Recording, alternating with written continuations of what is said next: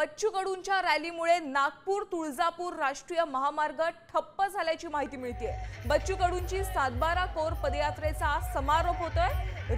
नागपूर आणि तुळजापूर राष्ट्रीय महामार्गावर दोन्ही बाजूंनी वाहनांच्या लांबच लांब रांगा असल्याचं पाहायला मिळते।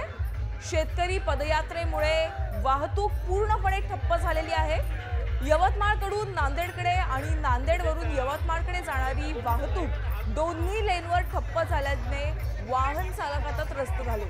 आज महागाव तालुक्यातील आंबोडा इथं बच्चू कडू यांच्या 7/12 कोरा पदयात्रेचा समारोप होतोय। शेतकऱ्यांच्या कर्जमाफीसाठी बच्चू कडू पुन्हा एकदा आक्रमक झाल्याचं आपण पाहिलं। 7/12 कोरा यात्रा त्यांनी काढलेली होती आणि आज या यात्रेचा समारोप होतोय। पण या समारोपच्या वेळी महामार्ग ठप्प झाल्याची बातमी कळते। नागपूर तुळजापूर राष्ट्रीय महामार्ग संपूर्णपणे दोन्ही बाजूंनी वाहन चालक त्रस्त झालेले आहेत। दोन्ही बाजूंची वाहतूक पूर्णपणे ठप्प झाल्याची पाहायला मिळते। याबाबत आपल्याला अधिकची माहिती देत आहे संजय, आमचे प्रतिनिधी संजय, महामार्ग दोन्ही बाजूंनी ठप्प झालेला आहे आणि आज या 7/12 कोरा पदयात्रेचा समारोप देखील होतोय। काय अधिकची माहिती? नक्कीच जवळपास 1 तासांपासून बच्चू कडू यांची 7/12 कोरा पदयात्रा ही नागपूर तुळजापूर राष्ट्रीय महामार्गावरून आंबोडा या गावी जात आहे। आज आंबोडा इथे बच्चू कडूंची 7/12 कोरा पदयात्रेचा समारोप होतोय। त्यामुळे प्रचंड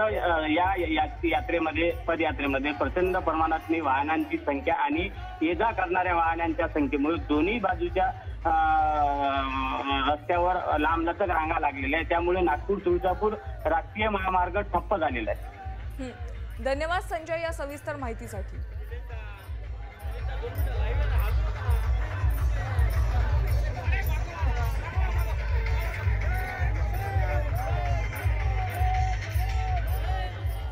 आता isakal.com आहे देशातील नंबर 1 ची मराठी न्यूज वेबसाईट। प्रत्येक अपडेटसाठी isakal.com ला नक्की भेट द्या।